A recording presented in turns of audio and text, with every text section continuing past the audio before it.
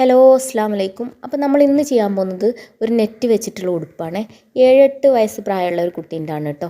അപ്പോൾ അത് നല്ല വർക്കുള്ള ഒരു നെറ്റാണ് എടുത്തിട്ടുള്ളത്. അത് 3 മീറ്റർ എടുത്തിട്ടുണ്ട്. അതിലേക്കുള്ള ലൈനിങ്ങും എടുത്തിട്ടുണ്ട്. അപ്പോൾ നമ്മളത് ആദ്യം തന്നെ നെറ്റ് മടക്കി വെച്ചിട്ട് ബോഡി പാർട്ടിനായിട്ട് മാർക്ക് ചെയ്യുകയാണ്. 8 ഇഞ്ച് വീതിയിൽ നമ്മൾ ഈ 3 മീറ്റർ തുണി ഉണ്ടല്ലോ, അതിൽ നിന്ന് ആദ്യം തന്നെ നീളത്തിലൊന്ന് കട്ട് ചെയ്ത് വെക്കുക. നടുമടക്കിയിട്ടാണ് കേട്ടോ 8 ഇഞ്ച് വീതിയിൽ കട്ട് ചെയ്ത് വെക്കുന്നത്.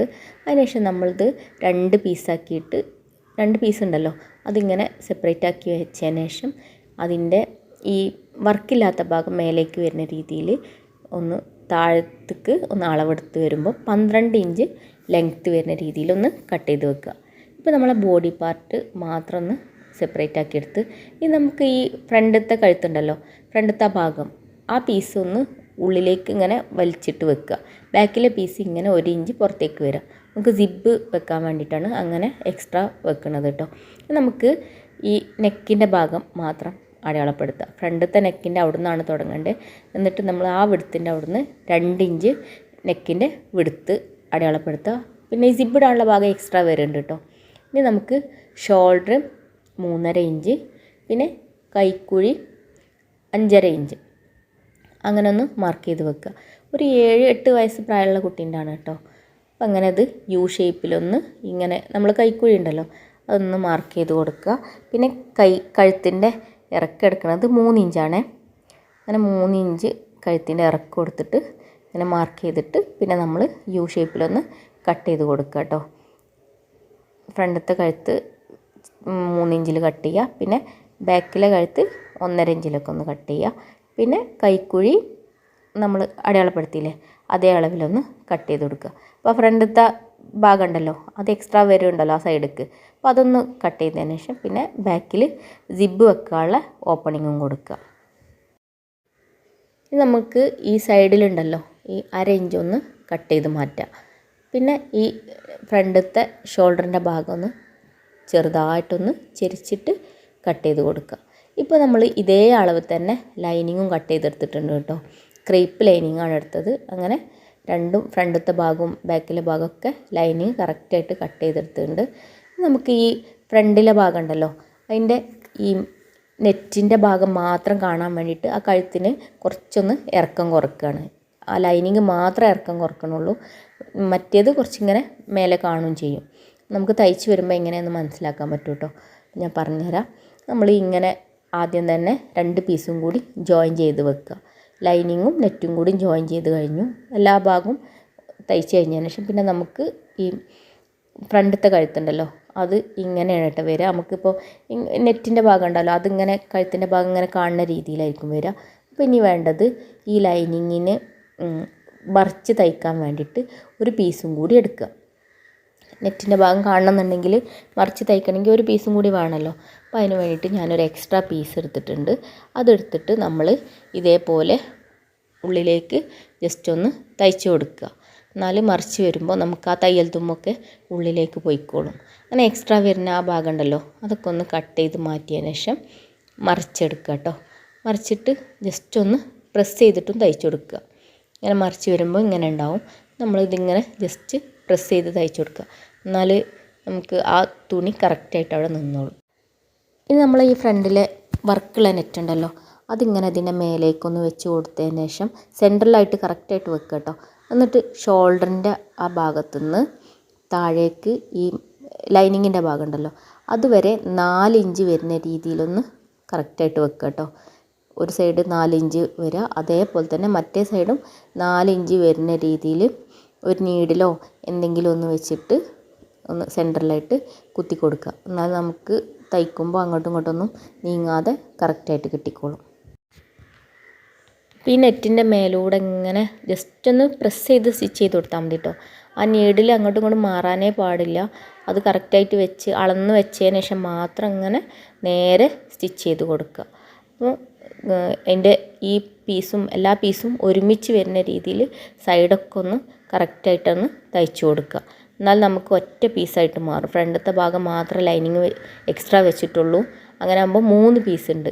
ഒരു നെറ്റും പിന്നെ ഇതിൻ്റെ ക്രേപ്പ് ലൈനിങ്ങും പിന്നെ ഒരു കോട്ടൺ ലൈനിങ്ങാണ് കേട്ടോ എടുത്തുള്ളത്. അങ്ങനെ നമ്മളിത് ഫ്രണ്ടത്തെ ഭാഗമൊക്കെ തയ്ച്ച് കഴിഞ്ഞു. നമുക്ക് ഈ ഫ്രണ്ടിൽ ഈ തയ്ച്ച ഭാഗം ഉണ്ടല്ലോ, അവിടെ ഒരു ചെറിയൊരു പീസ് എടുത്തിട്ട് നമുക്ക് ഇങ്ങനെ ഞെറി വെച്ച് കൊടുക്കണം. അത് വെറുതെ ഇങ്ങനെ നെറ്റ് വെച്ചിട്ട് ഇങ്ങനെ പ്ലീറ്റ്സ് ഇട്ടിട്ട് മാത്രം ഇങ്ങനെ നീളത്തിൽ തയ്ച്ചെടുത്താൽ മതി. അപ്പോൾ നമ്മളിത് തയ്ച്ച് കഴിഞ്ഞതിന് ശേഷം ഈ ഫ്രണ്ടത്തെ ഭാഗം ഉണ്ടല്ലോ, ആ ജോയിൻ ചെയ്ത ഭാഗം, ലൈനിങ് ജോയിൻ ചെയ്ത ഭാഗം, ആ ഭാഗത്ത് ഇങ്ങനെ നെറ്റ് വെച്ചിട്ട് ഈ ചുരുക്കുള്ള നെറ്റ് ഉണ്ടല്ലോ അത് വെച്ചിട്ട് ഇങ്ങനെ തയ്ച്ച് കൊടുക്കുക. ആ ഭാഗത്ത് നമുക്ക് വേറെ ലേസോ എന്തെങ്കിലുമൊക്കെ വെച്ചിട്ട് ചെയ്ത് കൊടുക്കാം കേട്ടോ. ഞാനിപ്പോൾ ഈ നെറ്റ് മാത്രം വെച്ചിട്ട് ഇങ്ങനെ തയ്ച്ച് കൊടുക്കുകയാണ്.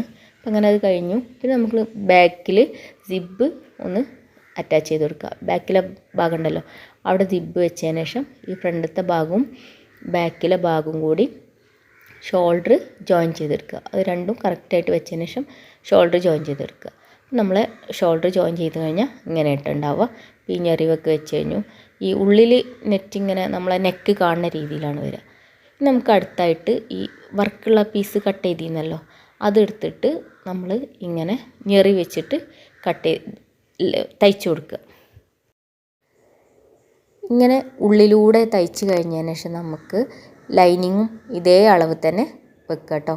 ഇതേ അളവ് തന്നെ വെച്ച് തയ്ച്ചതിന് ശേഷം നമ്മൾ ആദ്യം ഒരു നീളത്തിൽ പ്ലീറ്റ്സ് ഉണ്ടാക്കി വെച്ചില്ലേ, ആ പീസ് നമ്മൾ അരഭാഗത്തും ഇതേപോലെ ഒന്ന് തയ്ച്ച് കൊടുക്കണം കേട്ടോ. ഈ എക്സ്ട്രാ വരുന്ന ഭാഗം ഒന്നും ഇങ്ങനെ ജസ്റ്റ് ഒന്ന് കട്ട് ചെയ്ത് കൊടുത്താൽ ചെറിയ പ്ലീറ്റ്സ് ആയിട്ട് കിട്ടും കേട്ടോ. അപ്പോൾ ഞാൻ ചെറിയതാക്കിയിട്ട് കട്ട് ചെയ്തിട്ടുണ്ട്.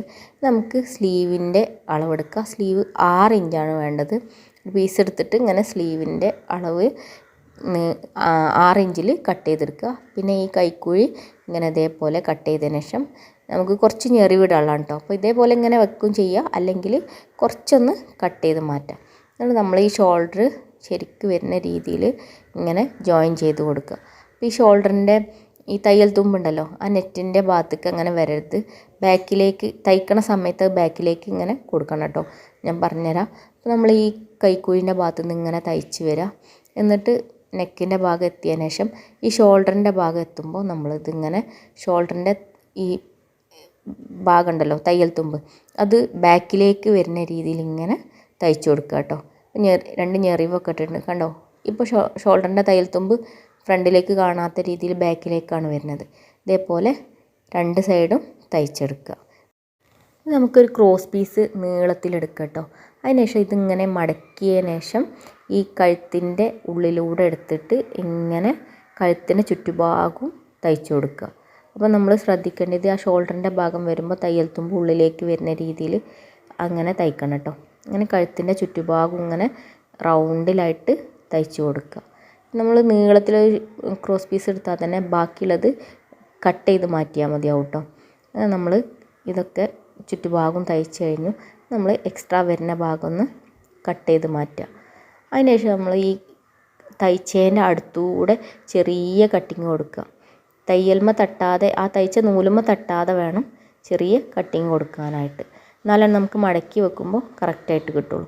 എന്നിട്ട് നല്ല ഭാഗത്തേക്ക് ഇങ്ങനെ ഈ തുണി വരുന്ന രീതിയിൽ ക്രോസ് പീസ് വരുന്ന രീതിയിൽ പ്രസ് ചെയ്ത് ഇങ്ങനെ തയ്ച്ചു കൊടുക്കുക. കഴുത്തിൻ്റെ ചുറ്റുഭാഗം ഇങ്ങനെ റൗണ്ടിൽ തയ്ച്ചു കൊടുക്കുക കേട്ടോ. ഇപ്പോൾ നമ്മൾ എല്ലാ ഭാഗമൊക്കെ തയ്ച്ചു കഴിഞ്ഞു. ഇനിയിപ്പോൾ കയ്യിൻ്റെ എൻ്റെ ഒന്ന് മടക്കി തയ്ച്ചതിന് ശേഷം രണ്ട് സൈഡും നമ്മൾ കുട്ടികളുടെ അളവിനനുസരിച്ച് ഇങ്ങനെ താഴെ വരെ ജോയിൻ ചെയ്ത് കൊടുക്കുക. ഇനിയിപ്പോൾ നമ്മളൊരു ബോ തയ്ച്ചതിന് ശേഷം ഈ ഉടുപ്പിൻ്റെ ബാക്കിൽ ഒന്ന് തുന്നി കൊടുക്കുക കേട്ടോ. നമ്മളുടെ ഉടുപ്പിൻ്റെ വർക്ക് എല്ലാം കഴിഞ്ഞു. ബാക്ക് സൈഡ് ഇങ്ങനെ ഉണ്ടാവുക.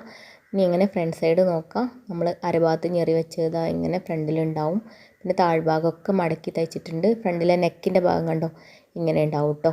അപ്പോൾ നമ്മളെ ഉടുപ്പിൻ്റെ വർക്ക് പെട്ടെന്നാണ് കഴിഞ്ഞത്. അപ്പോൾ നിങ്ങൾക്ക് എല്ലാവർക്കും വീഡിയോ യൂസ്ഫുൾ ആയി എന്ന് വിചാരിക്കുന്നു. യൂസ്ഫുൾ ആണെങ്കിൽ എന്തായാലും ഒന്ന് സബ്സ്ക്രൈബ് ചെയ്തിട്ട് കാണാം കേട്ടോ. ഇൻഷാ അല്ലാഹ് നെക്സ്റ്റ് വീഡിയോയിൽ കാണാം.